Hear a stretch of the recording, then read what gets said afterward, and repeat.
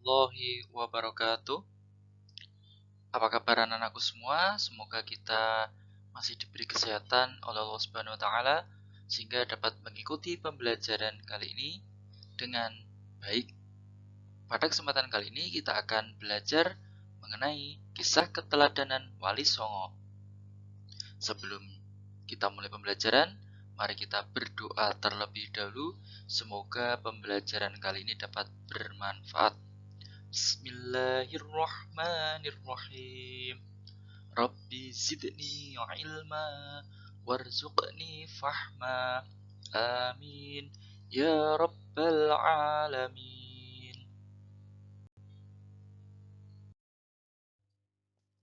Tujuan pembelajaran yang akan kita capai pada pembelajaran kali ini diharapkan nanti anak-anak yang pertama dapat mengetahui siapa saja Wali Songo itu. Yang namanya Songo, bahasa Indonesia itu 9 ya, berarti ada 9 wali. Yang kedua, anak-anak dapat mengetahui apa saja keteladanan Wali Songo yang dapat kita contoh dalam kehidupan sehari-hari. Wali Songo adalah 9 tokoh penyebar agama Islam di tanah Jawa mulai abad ke-14. Meskipun banyak sekali tokoh penyebar agama Islam di tanah Jawa selain Wali Songo, tetapi Wali Songo ini merupakan seorang tokoh utama dalam penyebaran agama Islam tersebut. Mereka berdakwah dengan tujuan mengajak masyarakat yang pada saat itu sebagian besar masyarakat di Jawa beragama Hindu Buddha supaya mau memeluk agama Islam tanpa ada paksaan. Siapa saja yang termasuk Wali Songo? Pertama, Sunan Gresik. 2, Sunan Ampel. 3, Sunan Bonang. 4, Sunan Derajat.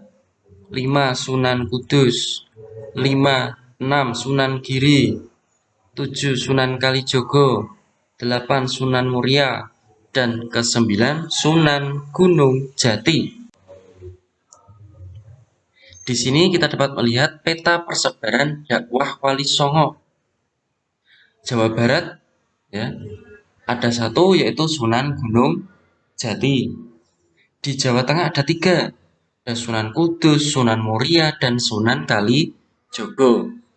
Untuk Sunan Kudus dan Sunan Muria di sini pemakamannya ada di kota Kudus semua.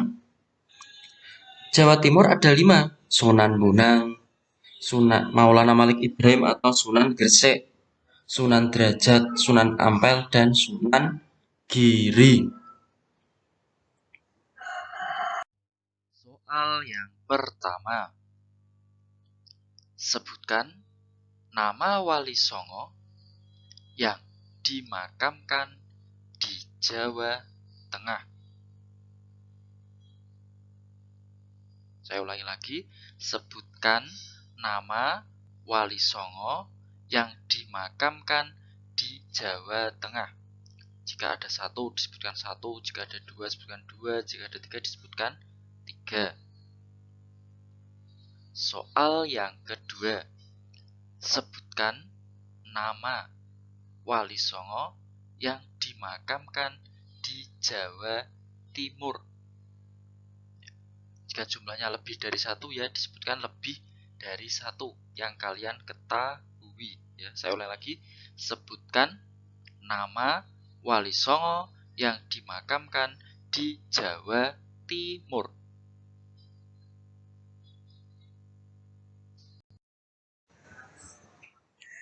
Sunan Gresik atau Maulana Malik Ibrahim. Sesuai dengan sebutannya Sunan Gresik, berarti Maulana Malik Ibrahim di sini berdakwah di sekitar kota Gresik.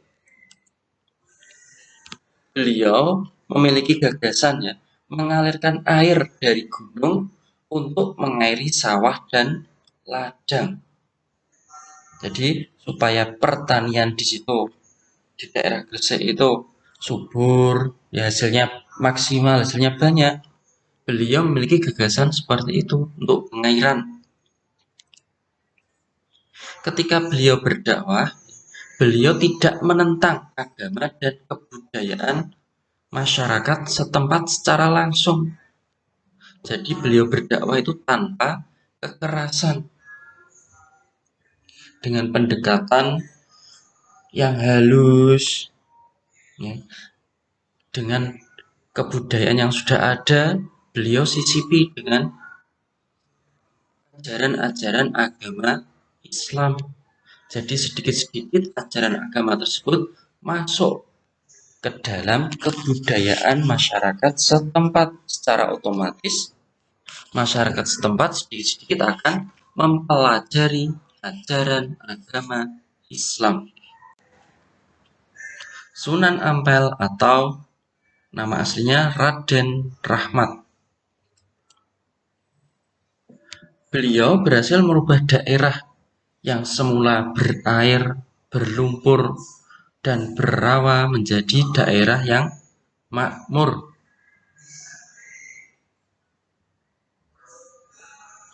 Raden Rahmat ini atau Sunan Ampel berdakwah di daerah Surabaya. Beliau mengajarkan falsafah Moh Limo. Ya, namanya Moh berarti nggak mau, ya. Tidak mengajarkan, tidak melakukan perbuatan yang tercela. 5, yaitu yang pertama main atau judi. Yang kedua ngombe atau mabuk-mabukan, minum-minuman keras. Yang ketiga maling atau mencuri. Yang keempat madat atau menghisap ganja. Kalau sekarang ada narkoba, nah itu jadi termasuk ke dalam falsafah Moh Limo dari Sunan Ampel. Dan yang kelima madon atau berzina. Ini merupakan falsafah yang terkenal dari Sunan Ampel. Soal nomor 3. Apakah isi Moh Limo dari ajaran Sunan Ampel? Jadi namanya Moh Limo itu ada 5 perkara yang dilarang dari ajaran Sunan Ampel. Saya ulang lagi, apakah isi Moh Limo dari ajaran Sunan Ampel? Sunan Bonang dengan nama asli Raden Makdum Ibrahim. Beliau berdakwah di sekitar kota Tuban. Sunan Bonang adalah putra Sunan Ampel. Beliau ahli ilmu kalam atau ilmu tauhid yang mengajarkan tentang keesaan Allah. Hal ini merupakan bekal dasar yang digunakan oleh Sunan Bonang dalam berdakwah kepada masyarakat sekitar Tuban. Sunan Bonang berdakwah dengan cara yang bijak dan sering menggunakan kesenian rakyat dengan seperangkat gamelan. Jadi seperangkat gamelan ini disebut dengan Bonang, sehingga beliau dijuluki Sunan Bonang. Beliau berdakwah dengan cara memainkan gamelan-gamelan tadi, ya. Ketika orang-orang berdatangan ingin menyaksikan kesenian tersebut, ya, Sunan Bonang menjelaskan, ya, berdakwah. Jadi ketika orang-orang sudah datang berbondong-bondong karena tertarik mendengar bunyi bonang tersebut, maka Sunan Bonang mengajarkan tembang dakwahnya dengan cara mengajarkan tembang yang berisi tentang ajaran Islam.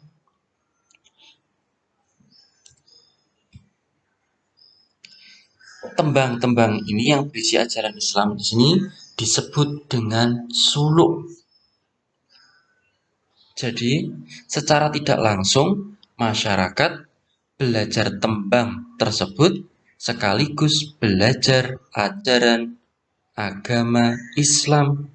Dengan begitu, orang yang akan mendapat hidayah dari Allah dengan otomatis mau mengikuti ajaran agama Islam tanpa ada paksaan. Sunan Derajat dengan nama asli Raden Syarifuddin. Beliau adalah putra bungsu dari Sunan Ampel dan dikenal juga dengan nama Raden Olshim.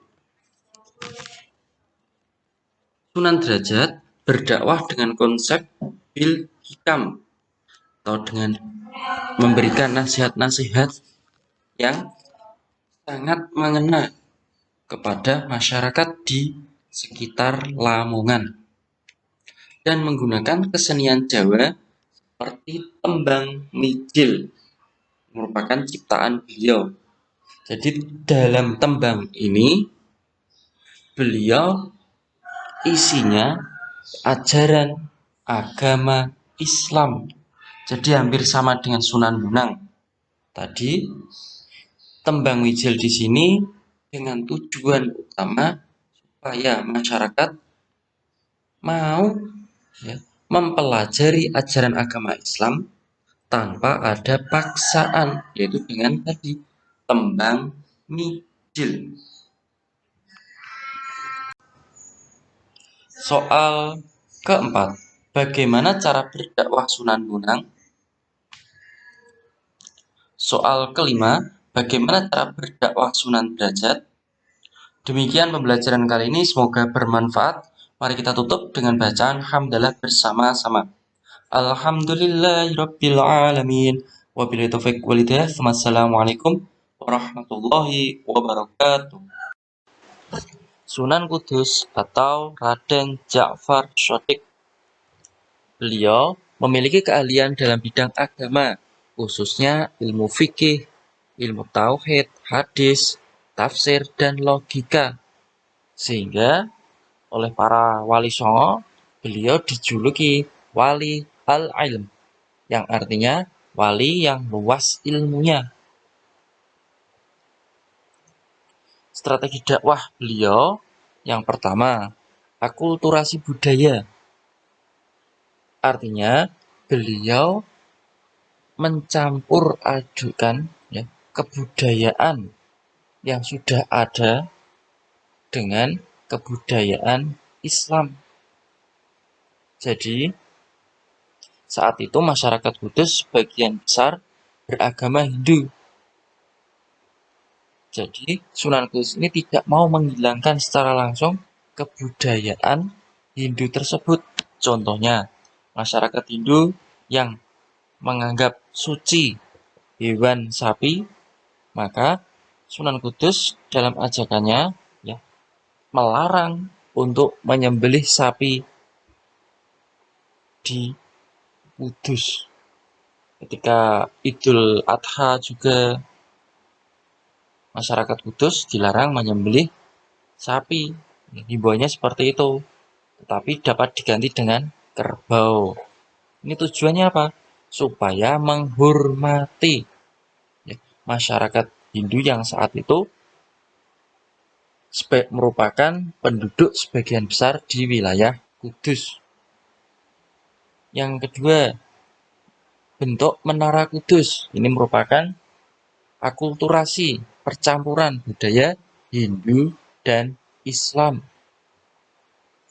Jadi dengan cara-cara seperti itu, masyarakat yang sebagian besar beragama Hindu tadi merasa tertarik, tidak tertekan, tidak seperti dengan kekerasan. Yang kedua, Tutwuri Handayani. Maksudnya apa? Memberi dorongan dari belakang. Jadi moral masyarakat saat itu diberi dorongan supaya mereka mau mendengarkan dakwah Sunan Kudus. Bagaimana caranya? Yang ketiga, menghindari konfrontasi. Konfrontasi di sini artinya perpecahan. Jadi, atau permusuhan.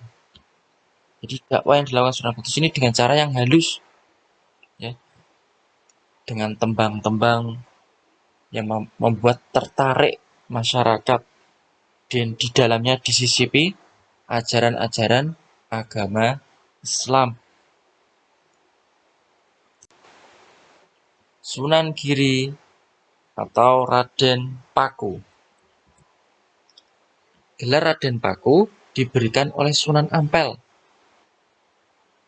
Pada saat Sunan Ampel wafat, yang merupakan sebagai ketua para wali, maka Sunan Girilah yang menggantikan peran sebagai ketua para wali.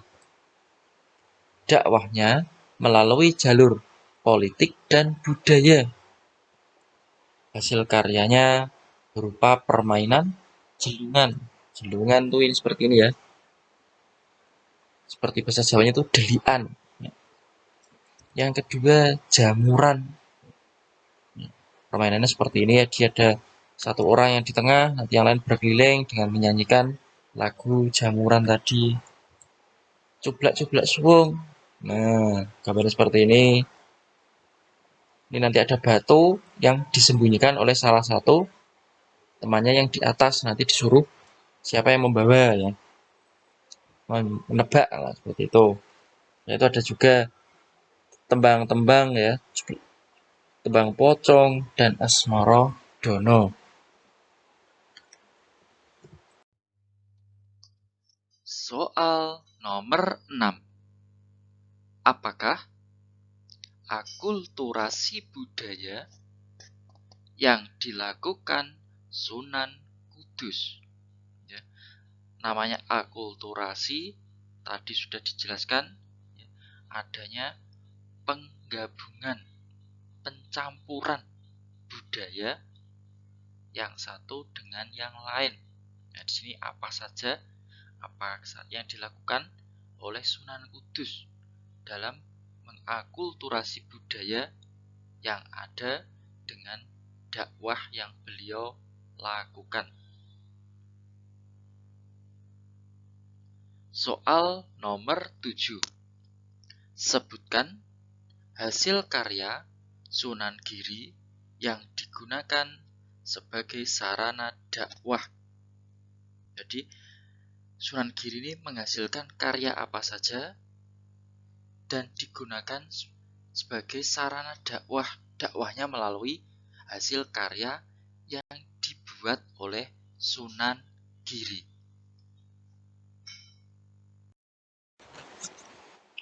Sunan Kalijogo atau nama aslinya Raden Said.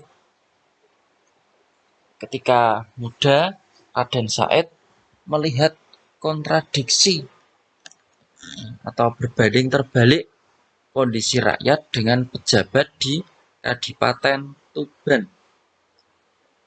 Karena melihat seperti itu, maka beliau ketika malam hari mengambil bahan makanan yang ada di gudang Kadipaten dan dibagikan kepada rakyat-rakyat yang hidupnya sengsara, menderita.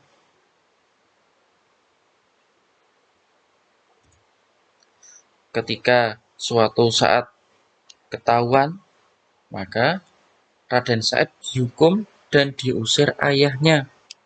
Dan beliau pun mengembara, merantau, pergi keluar dari daerah Tuban. Dan akhirnya bertemu dengan Sunan Bonang. Akhirnya Raden Said tadi diangkat menjadi murid dan diperintahkan untuk menunggui tongkat di tepi sungai. Bahkan sampai lama sekali. Ternyata Sunan Bonang tidak kembali-kembali. Tetapi dengan jiwa yang penuh tekad kuat karena benar-benar menjadi murid yang patuh kepada gurunya, beliau tetap menunggui tongkat di tepi sungai tadi sampai tongkatnya memiliki lumut, ya, berlumut sampai badannya ditumbuhi oleh semak belukar. Sehingga ketika Sunan Bonang teringat pernah punya murid yang disuruh menunggui tongkat, segera mendatanginya. Ternyata masih setia di sana. Akhirnya beliau dikenal dengan nama Sunan Kalijogo. Strategi dakwahnya dengan menggunakan wayang dan karya sastra seni lainnya. Jadi dengan dakwah wayang ini, ya, umat atau masyarakat sekitar itu sangat tertarik dan di dalamnya disisipi ajaran agama Islam yang terkenal yaitu Jamus Kalimosodo, ya, jimat senjata yang paling ampuh, yaitu apa? Dengan membaca syahadat. Soal nomor 8. Apa yang dilakukan Raden Said ketika mengetahui kondisi kehidupan rakyat sekitar Kadipaten Tuban? Ya. Jadi, ketika Raden Said mengetahui adanya ketimpangan sosial atau perbedaan gaya hidup yang sangat bertolak belakang, rakyatnya yang sengsara, terus tapi pejabat-pejabatnya hidup bermewah-mewahan. Jadi apa yang dilakukan Raden Said ketika mengetahui kondisi kehidupan rakyat sekitar Kadipaten Tuban? Sunan Muria atau Raden Umar Said. Beliau adalah putra Sunan Kalijogo dengan Dewi Saroh. Nama kecilnya Raden Prawoto. Strategi dakwah beliau seperti ayahnya, yaitu mempertahankan kesenian gamelan dan wayang. Tetapi sasarannya, ya, tujuan dakwahnya itu pedagang, nelayan, dan rakyat yang jauh dari perkotaan. Sehingga beliau membangun pesantren yang berada di lereng Gunung Muria. Sehingga beliau mendapat julukan Sunan Muria. Tembang yang diciptakan yaitu Sinom dan Kinanti. Sunan Gunung Jati atau Syarif Hidayatullah. Beliau mendalami ilmu agama di beberapa negara. Beliau berkelana ketika muda, ya, untuk apa? Belajar.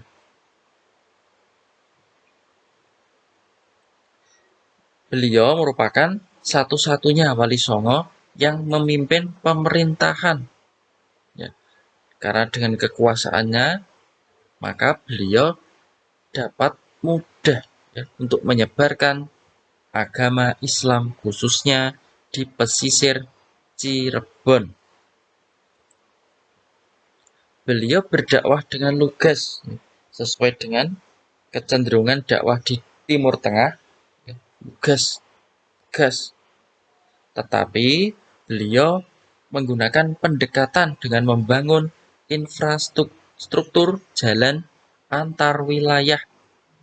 Sehingga dengan infrastruktur tadi memudahkan masyarakat sekitar untuk dalam distribusi barang atau perjalanan. Dengan begitu, maka banyak masyarakat yang tertarik dengan kepemimpinan Sunan Gunung Jati.